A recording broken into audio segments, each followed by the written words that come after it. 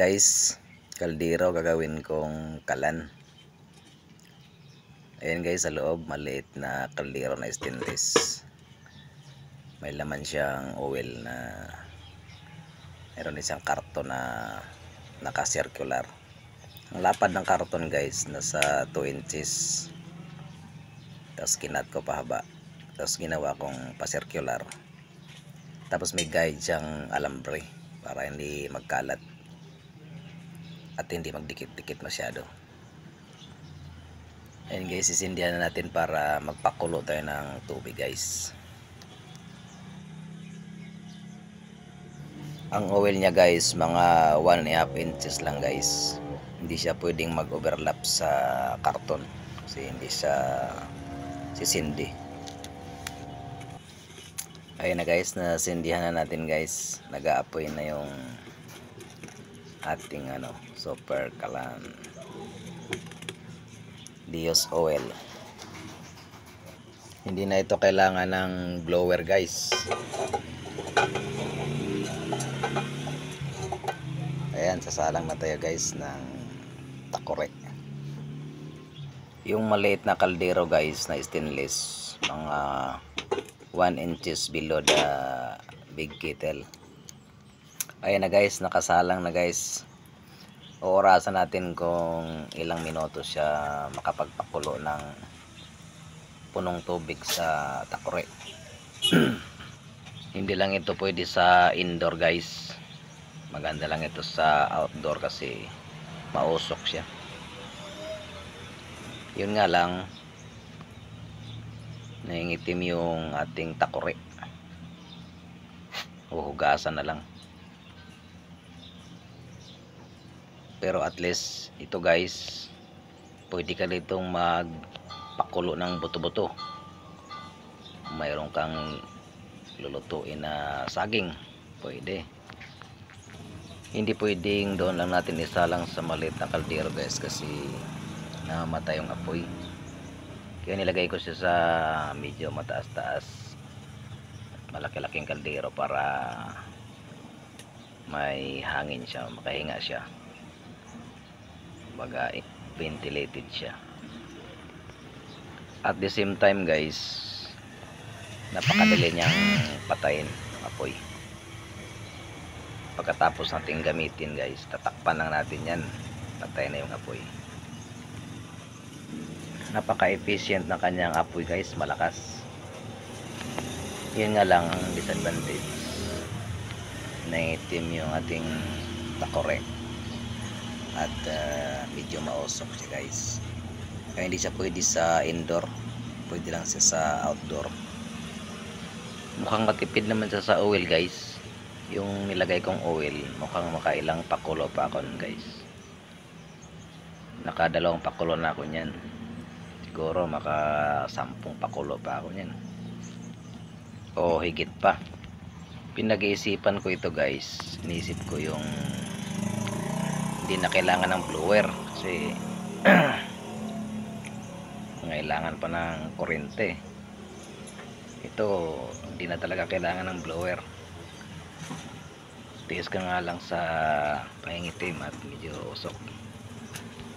Pwede nyo ring gayahin to guys, pang alternate sa panggatong na kahoy o uling, o sa gasol o electric stove, para medyo makatipid-tipid tayo guys.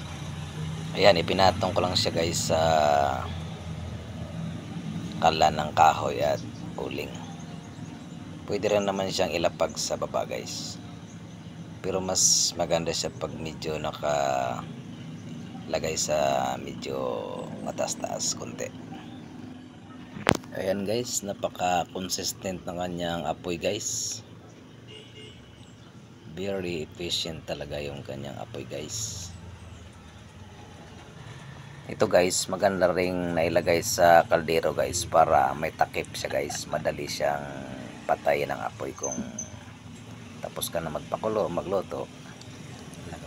Yung mga use oil guys na hindi na pwedeng gamitin pang luto kasi medyo dark na, pwede na natin gamitin dito guys para mapakinabangan din. Unhealthy na kasi guys yung oil na medyo dark na. Mas magandang gamitin na oil guys yung clear pa siya, malinaw pa, mas healthy siya guys. Kung gagawa ka ng mas malaki pa dito guys, mas malakas pa yung apoy, o medyo maliit, medyo mahina din ang apoy. Mas maganda talaga guys pag gumawa kayo ng ganito, yung may takip, para mas mabilis siyang patayin ng apoy.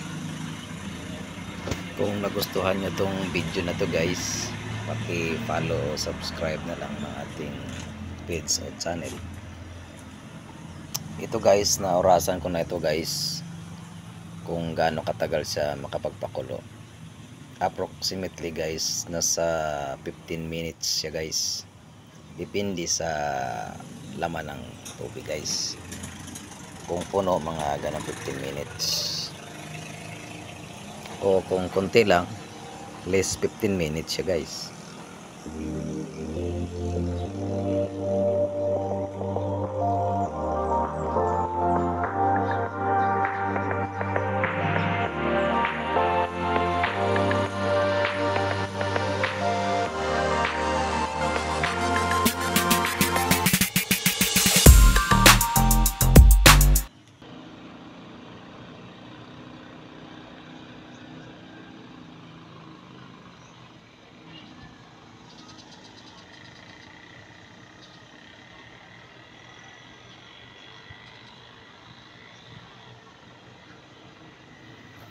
Ayan na guys, kumulo ng ating pinakulong tubig guys.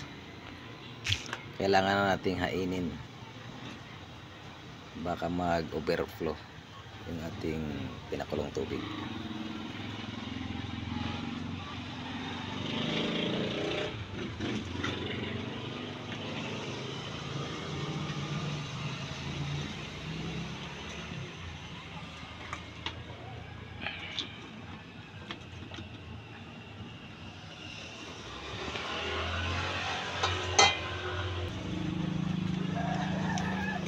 Tatakpan natin guys para ma-fire off na siya.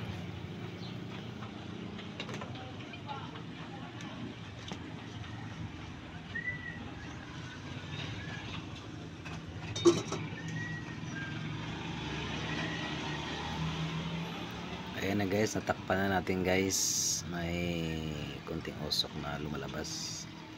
Maya maya guys ay mawawala din yung usok na yan.